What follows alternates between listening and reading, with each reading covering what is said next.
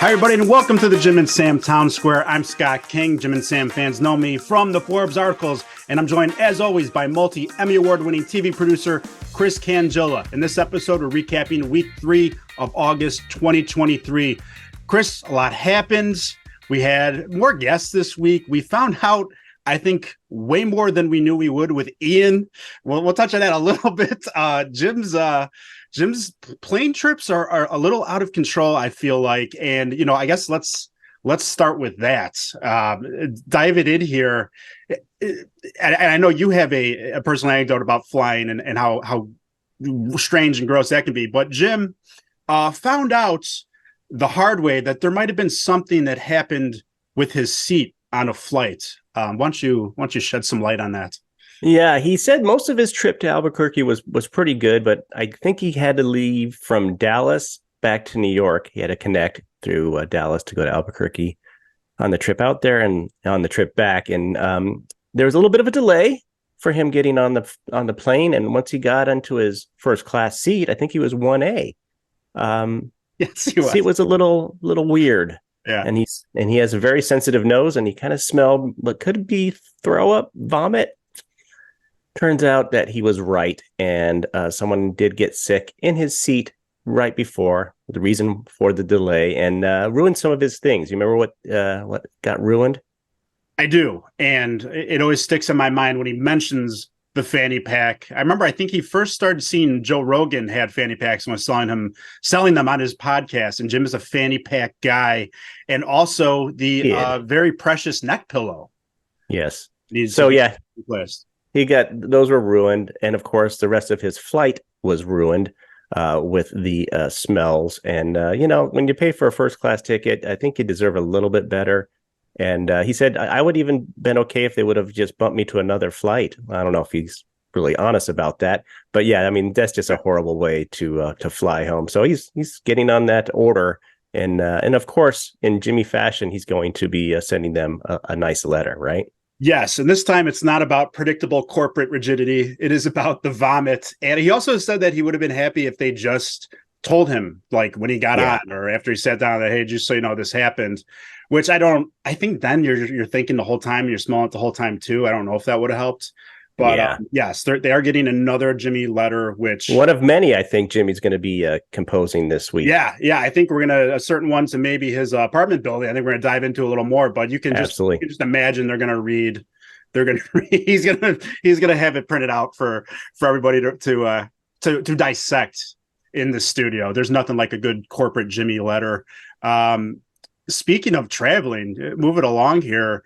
And as a performer, I appreciated how ticked off. And you're a big music fan. I appreciate how ticked off Jimmy was that Lionel Richie canceled his show at MSG, traveling from Boston an hour into the show. Can you imagine if you're in the show there for an hour, thinking you're seeing this guy you probably paid a lot of money for, and babysitter, New York parking? I mean, what are people thinking when he announces this? Yeah, it's really in poor taste.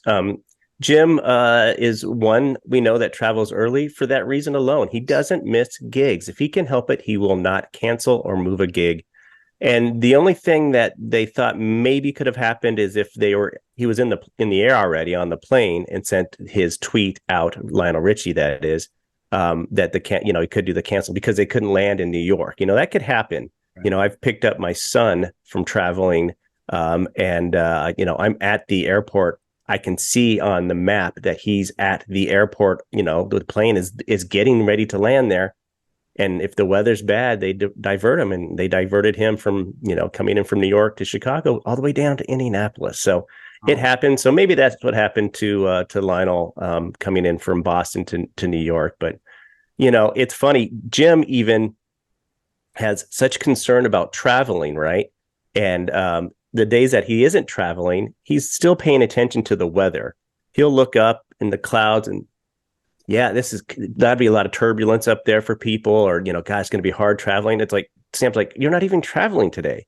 So he started out Thursday's show by talking about that. Wasn't even traveling. And he ended Thursday's show because Jared, one of the guests, was flying out, and Jim was concerned about the weather for him. So it does take up a lot of time and a lot of thought in Jimmy's head. Speaking of trips on an airplane, it did come up what a Jimmy ayahuasca trip would be like. And ayahuasca is this crazy thing. Like you hear guys like Aaron Rodgers talk about it. A lot of athletes. I think Aaron just did it, but I know, a former Blackhawk, Daniel Carcillo. I remember him on social media talking about it, how it helps guys that have had, neurological issues from concussions. And people say it works, but you also hear about how trippy it can be and the hallucinations and the puking after. But it came up, what would Jimmy's be like? And this this led to another amazing commercial break. We get 2 weeks in a row. We get these, so a little nostalgia. Jimmy thinks that he would be visited by Charmin Brand's Mr. Whipple in his ayahuasca hallucination. Now, were you aware of Mr. Whipple at all before this?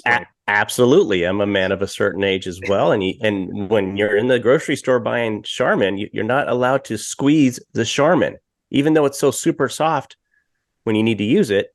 You're not allowed to squeeze it. Mr. Whipple makes sure that people didn't do that, but he would do it secretly. Yeah, what a weird thing that Jim would do. But, I don't know much about ayahuasca. How do you pronounce it again?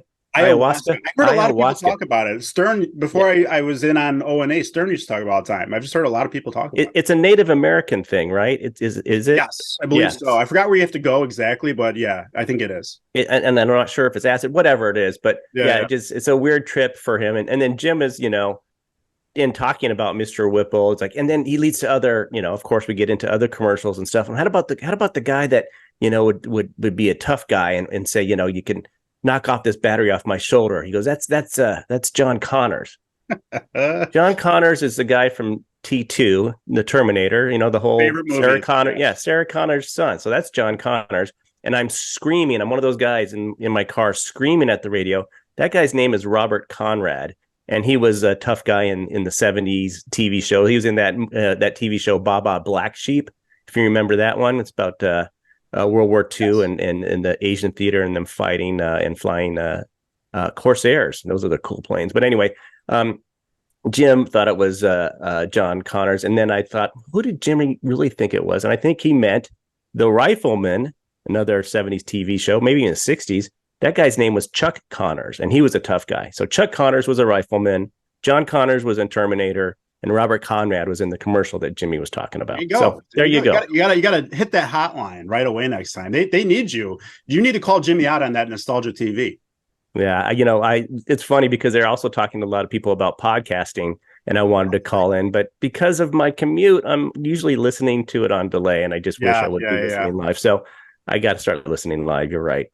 But real quick, I want to go back. The way that you're not supposed to squeeze Charmin reminded me of a week prior, the way you're not supposed to call burger chopped ham. So it's chopped steak, for crying out loud, Scott. Get with it. You got to call it chopped steak, not chopped ham. I guess in the ham. 70s and 80s, they were upset with what the consumers were doing. They weren't doing it right, Right. You got to watch the lingo. And then all this nostalgia talk took us back to one of the all-time great Jim and Sam breaks where they're watching something, dissecting something in Mr. Wacky. And in a second, I have another quick story about this, but I was listening to this when I was going for a walk. I'm trying to get back in shape. It's not going well, all the busy back to school stuff we're doing. But are you having too many cheesy tortillas? I am. Okay, we'll get back to that in a minute. The diet Jimmy has from his girlfriend. Right. But I'm trying to go for a walk, and I'm hearing this Mr. Wacky, and I forgot how much the anchor in the studio gave him. Not only gave him nothing, he took away his segue. He's like, "Oh yeah, I think inflation's good. Like, I mean, it depends." Yeah, like, it was so harsh. Yeah, I've worked in this business a lot, and you're never, as you well know, you got to just go. It's like improv. It's got a yes and. Even if you think this guy's an idiot, they must have another, as we talked about before, they must have some other underlying issues. But, they did this right before they went to break. I could have gone for another 20 minutes to a half an hour on Mr. Wacky and the San Diego Inflatables. That would have been terrific. The best. So speaking of my walk, listening to Mr. Wacky, if they were going to talk about a topic after that they talk about all the time, I would have called in. I did. Here, let's just say this. I'm a big coffee guy. I have my first cup of coffee, and it makes me do something. And oh no, second cup too. Code Brown. Was it code brown or situation, as you would call it? Yeah. Jim and Sam would have appreciated. So I always take care of business before doing my drop offs with the kids after the first call, before I wake them up. Or you do your business and do the drop off. Anyway, continue. I do a drop off, then a drop off. Yep, there you go. And so, yeah, I take care of business before I wake them up and take them to school. So I'm going for a walk, and I forget too much. It's usually not a problem because I'm usually home, but I forget too much that after my second cup, which I had in the car taking them to school, I have to do another drop off with my second cup. So I remembered this very suddenly mid walk at the about halfway out. I did have to use a porta potty. Oh, geez. Lucky there's one there. It was and you never want to go code brown in a porta potty. I mean, those are just mainly for, code 1, I guess. No, and I got off, and I was so glad. Like, none of the other parents we know were there going for a walk too. Man, you own a home. Just go in your home. Your parents. Oh my God, great. That's crazy. It would have been a hike home. I don't know if I would have made it with that code brown. Anyway, there's no segue for me here, but it was fantastic when I love that Sam just caught this, because I didn't catch this when they played the tennis match being disrupted by Cotton Eye Joe. I had a good chuckle. It's not something I saw before. And you're work on a production side of TV, having a major event disrupted because somebody played a ridiculous song was awesome. Yeah, my wife is huge into tennis, so she brought that to my attention before even Sam did, and we couldn't believe that happened. And the thing is those things happen, but it went on for so long, right? It went on for a little while. So, of course, they got into what other interruptions in sporting events with the Baba Booey every time somebody tees off at golf. Those are hilarious. And then our little guy, Sam's little man, got into something, right? He did, and I think they played this last year. I think Sam played on the air. It's one of those things that I'd forgotten about, and when they played, it's like brand new. And this also made me crack up. I guess when Hot Dog was, I don't know if he worked at Fox News for a little bit, or maybe was an intern. Yeah, he's a board op or something. Board like op. I think you're right. I think it's why it happened. But anyways, there was he was supposed to play a soundbite or music, whatever you call it, leading to a very sad story about a child dying, I believe. A reporter was ready to give the story or the update. And Sam said he fell asleep at the wheel, or I think he might have actually been nodding off. And he played the Jetsons theme song to this very depressing story. And oh my God. That theme song is so upbeat and has all these. It's just, I love that happened. It was fantastic. Yep. Another thing that they touched on here was Sam's IKEA story, and I'll let you recap the story, but there happens to be a fantastic IKEA by where me and you used to meet periodically for lunch, and we're overdue for one too. But what was absolutely Sam's story? Yeah, so Sam just was talking about the ease of IKEA. You go online, you find what you need, you order it, you go pick it up, but you have to assemble it yourself. But he got some bookshelves for his basement to put some I guess more action figures on, of course. Love it. But yeah, he got some of those and he put those together. And it just reminded me, when my family was young, IKEA is a little more inexpensive. So, I mean, that's where we got everything, the kids, bedroom furniture, their desks, their dressers, their beds. And so that stuff is great. But I did notice when we got a couple chairs for adults, the seat of the chair is very narrow. It doesn't go all the way to where your knee joint, would be when you're sitting down. So it's like you're sitting on little people furniture, and it was you got little people furniture. So stay away from the chairs, but everything else seems to work really good, and I absolutely love IKEA. Yeah, even before, same thing with our kids. Just easy furniture for kids. They like it. It's a fun store to go to. Get yourself some meatballs. Let the kids look. Oh, those meatballs are great. Oh my goodness, those are good. Kids play around in the bedroom sets or playroom. I bet Jim would like those meatballs. I think he would. I mean, they got good food there. He'd like those meatballs, but he's on his diet too much and call himself a fat piggy boy, but he would. But before we had kids, though, for my apartments, a couple apartments downtown Chicago, I got IKEA furniture, and IKEA furniture is great. Not only do I like the store and the food, but it lets you, if you're not a handy guy like myself, it lets you feel handy for an evening or a couple hours whenever you're putting this stuff together. I put a lot of IKEA furniture together, and I feel like an adult when I do it. So yeah, and I'm an expert at it by now. So you gotta And there's no written instructions. It's just visual. So you better just be a visual person like I am and follow those to the T, because you'll put it on backwards like Sam was talking about, and you got to take it apart and put it back together the right way. Absolutely. And I have all these little extra, the tiny wrenches around and everything. Oh yeah, exactly. Speaking of meatballs and things, Jim may or may not enjoy.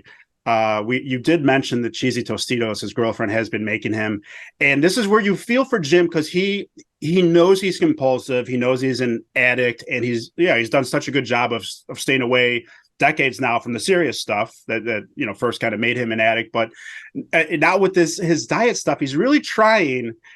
And this stuff is just around from his girlfriend. I think it's really hard for him. And cheesy Tostitos is the latest diet woe for Jimmy. Yeah, I know he has a lot of fish, not soupy fish, but he has a lot of fish. So he's doing well on one side. Very healthy, right? But I think his girlfriend eats the way she wants to, and it's hard, man. It is hard. Yeah, and you live with a wife and kids, and especially with kids, man, they eat anything, and you're like.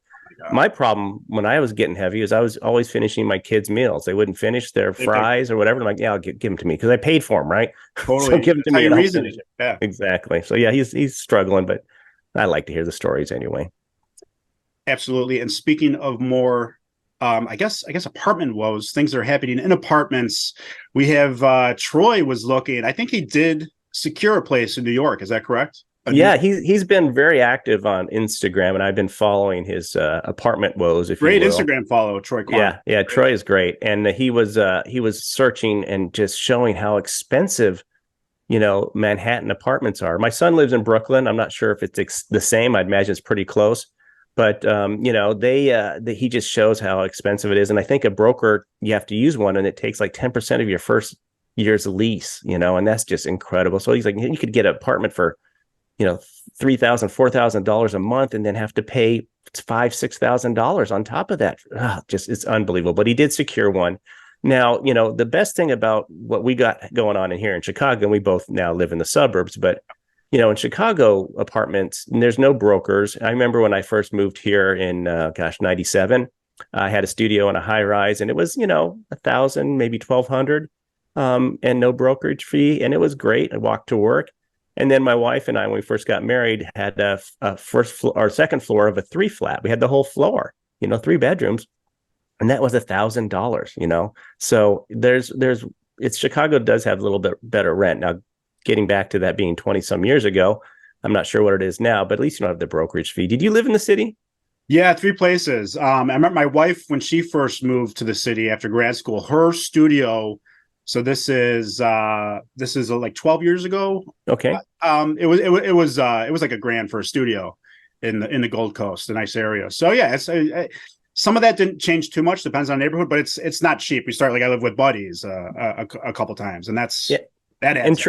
And Troy's Instagram feed also had a lot about I would say the knockoffs or the bootleg gear that you can buy down on Broadway and Canal in New York City. And there's tons of purses and bags and all this kind of stuff. And the guys were talking about it. And Jim asked, do they have watches? And he goes, yeah, they got a lot. So maybe, and I hope this happens, they'll go shopping for a knockoff Rolex for Jim. What do you think? Yes. So it's one of those things that is funny and interesting to hear about, but I need to see it in the studio. I need to see Jimmy walk in with 2 fake Rolexes. He loves fake stuff, man. He said he loves it, so I hope they go. Troy's going to take them. He said it, and I could see Jimmy with a fake Louis Vuitton, fake Oakleys. Oh, I'd love it. I would and fake Yeezys or whatever the new shoe is. I would love for him to walk in the studio with nothing but fake crap and see that. But one thing he won't get fake, and that is his Kiss posters. So we'll talk a little bit more about what's going on with that. One last thing on Troy. Yeah. Is that Jim proposed a Sophie's Choice to Troy that I thought was hilarious. Jim asked him, would you rather have dinner with Taylor Swift or Paul McCartney? You have to pick one. So that was very funny to have Troy he was just in agony trying to think about that. And I think he went with Paul McCartney because, Paul's a little older, but yes, it's a tough get. Taylor. That's tough. Yeah. Tough. Yep. Absolutely. Speaking of tough, it's not easy. And this might be close to your heart, Chris. It's not easy when gentlemen start to lose their hair. Sam was talking about Hulk Hogan's different bandanas, but is it a struggle? I mean, you're just gonna ask me, you're assuming that I don't have anything up here. I always wear this hat, but it's thinning. It's thin. You got some hair, a little bit, but yeah, it is a little bit of a struggle when you do lose your hair, especially unfortunately, you saw how much hair I had as a youth in the pictures I posted. Yes, as a teen last week in the teen modeling stuff. But yeah, it's a little challenging, but I don't care about it anymore. And I think Sam and Jim, they don't. I mean, Jim, I don't know what Jim would look like. He did hair for a role a couple of years ago. I don't know how much his hair would be if he didn't shave it consistently, but I think Sam looks a lot better, and we'll talk a little bit more about that. Got the dome for it, yes. Speaking of losing things like hair, I can identify with this.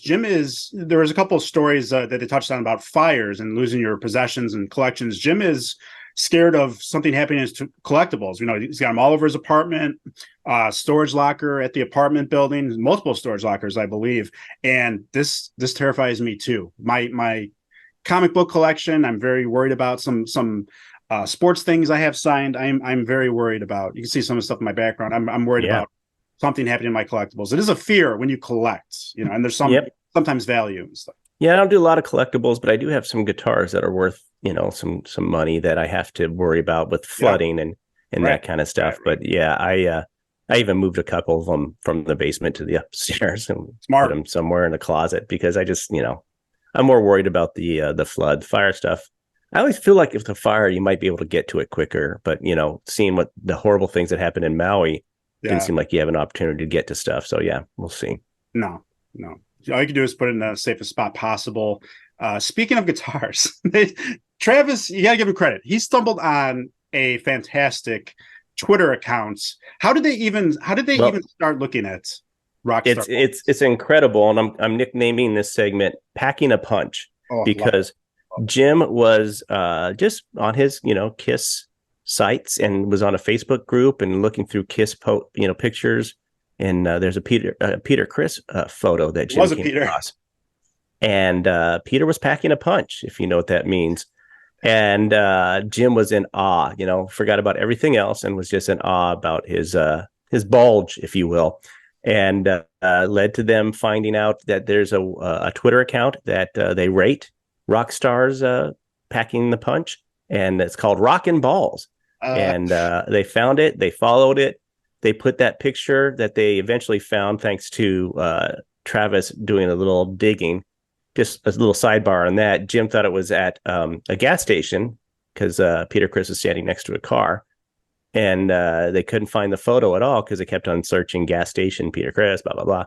And they finally figured out what car it was. They searched that in the car. And he was at a sandwich shop. But they found it. They put that photo up on Twitter. And I'm just going to call it Twitter. I know it's a different name now, but it's easier. And when they did that, put it up on the Rockin' Balls Twitter page, they instantly responded and rated that photo, and it was terrific. Yes. God bless the Rockin' Balls Twitter account. Hopefully they have more followers now. So it's funny. I always remember what I'm doing when a memorable break happens on the show, sometimes years later.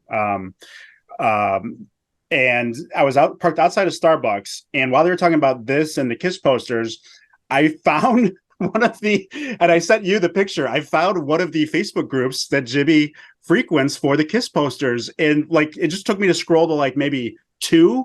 And there's a poster, such cost such and such. It was just a couple $100. And first comment, Jim Norton, I'll take it. Yeah. It is his name. It's not a pseudonym. It's Jimmy. Jim Norton. Yeah. It's his, the way he talks. It was, I'll take it. Yeah. That was hilarious when you sent that to me. And, he's active on these Facebook groups. And going back to the packing the punch photo of Peter Criss, he was surprised that no one on that Facebook group that had the original photo was commenting on how much of a punch he was packing. And Jim was like, you want people to talk about that? He goes, I was going to comment on that, he said, but he was in fear of getting kicked off of the site that he loves so much to find posters, right? Arguably the best break. I agree. Commentary of the week where Jim is he said he wanted to do it, and he's worried about getting kicked out. I mean, he wanted to comment, I think sincerely, on the bulges in the Kiss posters, and was very concerned that he would be tossed. So they were talking a bunch about just how amazing some of these bulges are, and should they have inside the studio a contest with the staff and the hosts about who's packing the best punch. I don't know. I wouldn't turn off my radio if they did. I think a caller brought up this idea. God bless them. Yeah, I don't know how deep we want to dive into what. I don't want to see any of it. I'm good. I did have to go look at the Peter Criss photo, so I was like, okay, I see what he's talking about. But yeah, I don't want to see any of that. The caller brought up a good thing, and boy, did we have a lot from one caller this week, didn't we? Yeah, and we, you listeners, frequent listeners, like ourselves, have gotten familiar with Black Adam, who always starts his calls by saying, "What's up, baby love and Huckleberry?" Yeah, I love that. Yeah, dude, he's great. He's a great caller. I hope he listens to our show or watches it.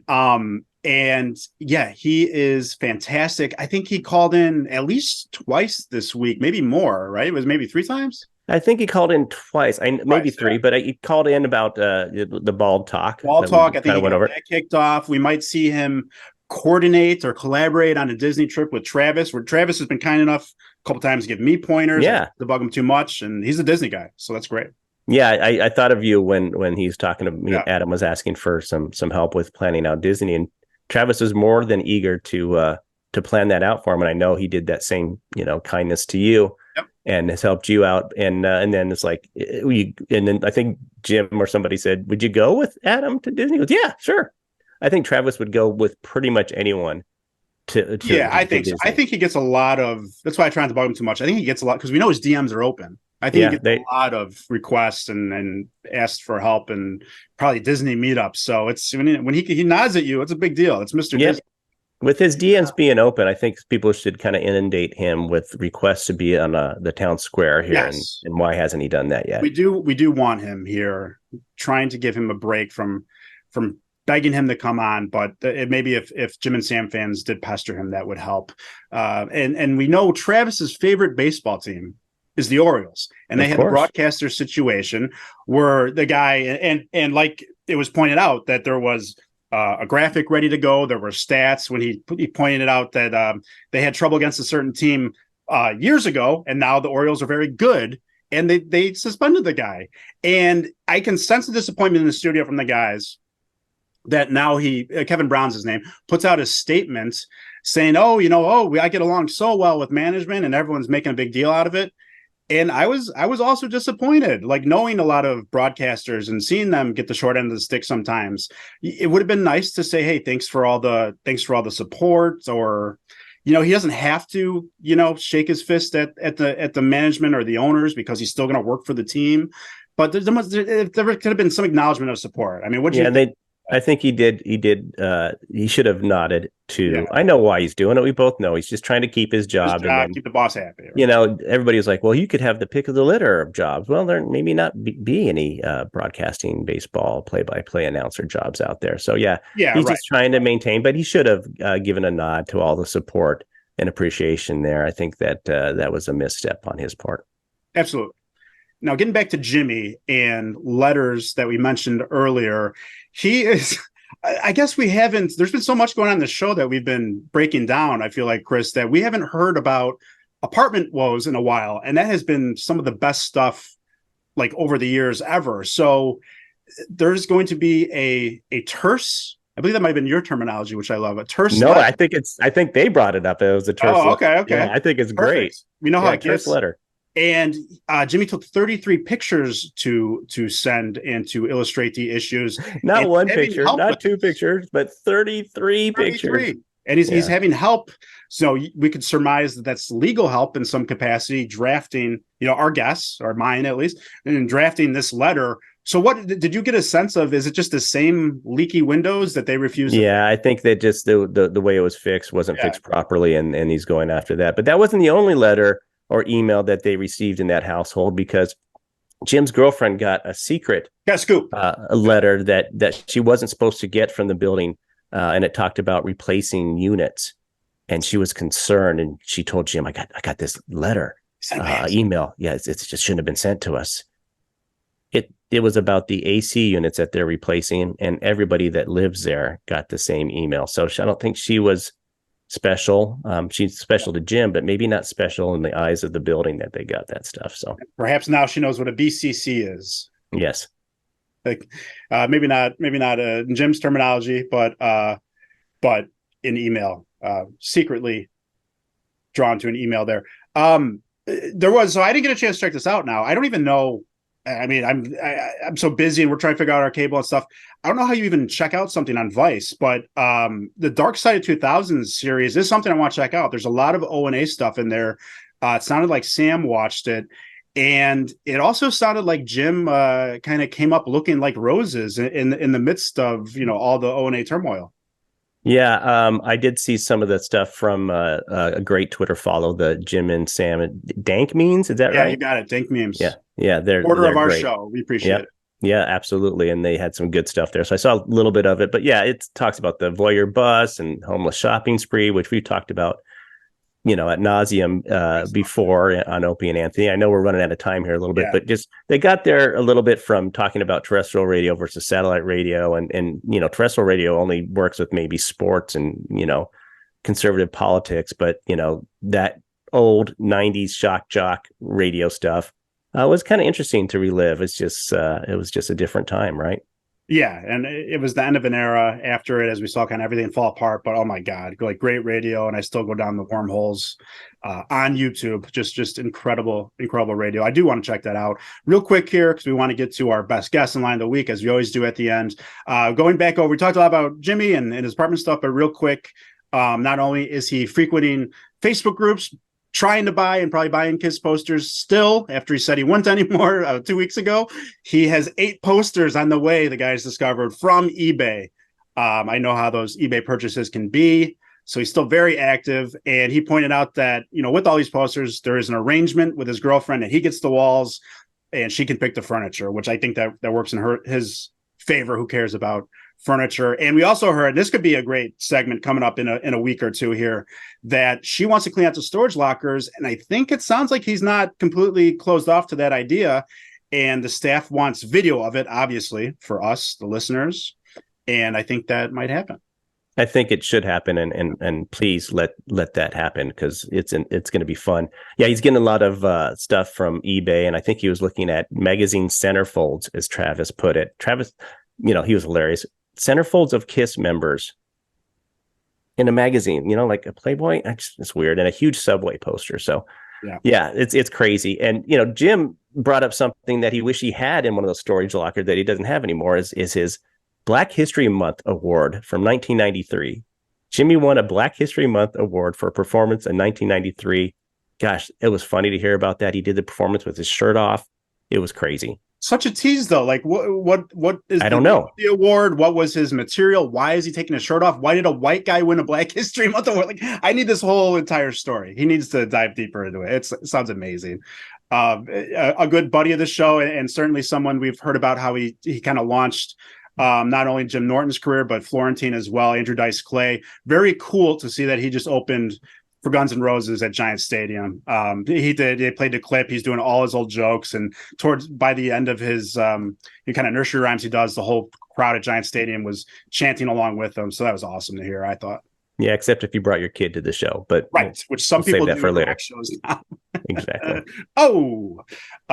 Very funny. Jimmy, quick hit here. Jimmy had some trouble role playing with his girlfriend. Do you remember how that went, Chris? Yeah, he said that they were in the car, they were talking, and said, "Let's pretend that you're a hitchhiker and I just picked you up." She said, "Okay." He goes, so he said to her, "Where are you going?" And she said, "Up the hill." Yeah, that's then screeching halt, role play over. Yeah, absolutely. Should we get to best guest? Let's do best guest. Yeah, there's we might have to cut a few things, but here we had Cypher Sounds in again. I feel like he hasn't been there in a while. We had Eden Fidance, a very memorable appearance with an adult entertainer, let's say Emma Rose, and also Lauren Compton. Jim did her podcast last week. Former Playboy model, has a new podcast now. and Jared Freed, a Comedy Cellar regular comedian from New York. I'll let you go first, Chris. I mean, who do you want to break down, and who do you have? Just want to do a little brief recap on who everybody was. Cypha Sounds had he does a show on A&E called Hip Hop Treasures, where they go look for treasures from the hip hop era. It's the 50th anniversary, of course, for hip hop this year. Sam told a story about DMX's garage sale that he went to that one time. They brought up R. Kelly's "Do You Have Your Passport" song, which is so hilarious. And he was great. He was nice, a little disjointed, maybe not so fast on the uptake, but a really nice guy and a good interview. Then Ian and Emma came in. Ian has a cane. He was mean to Troy a little bit. Talked about the poor feedback he got when he was co-hosting with Sam, and when Brian Sagalow was there, which I know you love when Brian's on. And then, of course, hanging with Travis at a possible backyard concert that really didn't happen. And then Emma joined and brought Ian his clothes back. And we're like, what's going on? And Ian is infatuated with her. And let's just say he's infatuated with her because she's packing a punch. She's a beautiful woman and she's packing a punch. Yes. And was very, very interesting. So that was good. And last, Laura was there. We talked about Laura interviewing Jim on her podcast. She did talk about how she has really bad feet. She called them ET feet. And she asked, this is interesting too, we can talk about this later. She asked if Jim's girlfriend ever went and got him, would he be embarrassed if Jim had to go and get his girlfriend feminine products at the store? And Jim had a great answer, and Sam had a great answer on that. So we'll just leave that one where it is. We'll leave it as and then Jared was good and talked about, a caller that wanted to know if Jim and Amy Schumer are still friends because she's not on the show and that kind of stuff. And Jim made a good point. I'm always friends with people that I'm friends with. I'm never not going to be friends with them. Yeah. And that was that. For me, it was odd, but I will go with Ian and Emma because it was just so earth-shattering, the things that we discovered about their relationship. Agreed. That's a good pick. They revealed a lot. For me, I've been kind of paying a lot of attention to Lauren Compton lately. I loved her having Jim on. I can understand why you're paying a lot of attention to her. Yeah, it's hard not to. And she's beautiful. Sounds beautiful as well. So yeah, I think she's funny. I think she's a great sport. Heard a good story about how she did a movie with Tom Sizemore. So Lauren Compton for me. And let's get to line of the week now. We just a couple of minutes literally left. Chris, what's your line of the week? So it was when Black Adam called in, and he was talking about, when they're talking about being bald, and he said that, how Sam's wife was a saint for taking Sam in, when he looked like he did when he had his hair. And now that Sam looks so much better bald, and he's doing great. And Sam mentioned that, he's in his final form, and his wife is a reaper of the benefits of being in that final form. And Travis asked Jim, do you think that that's a payday? And Jim said, no, this is like a scratch off ticket, lottery ticket when you get to finally win $12. So it's not a big win. You win $12. Awesome. So I like that. It took a little setup, but boy, was it good. My line of the week from the bald break as well, when Sam pointed out that Hulk Hogan has his regular bandana and the one he wears for court appearances, because we've all seen those photos. And that line cracked me up. Travis was laughing, you could hear. And Sam pointed out he also tucks his ears in. We are right against the clock. Thank you guys so much for listening and watching. And thank you, Chris, as always. Absolutely. It was a great week. We learned a lot. And packing a punch to me will always have weird connotations now for, when I'm out in public and when I'm here in the town square. Thanks for watching and listening to the Jim and Sam Town Square. Please remember to like and subscribe and turn on that notification bell, not Doug Bell, so you don't miss an episode. And if you're just listening to the podcast, please leave us a 5-star review. We really appreciate it.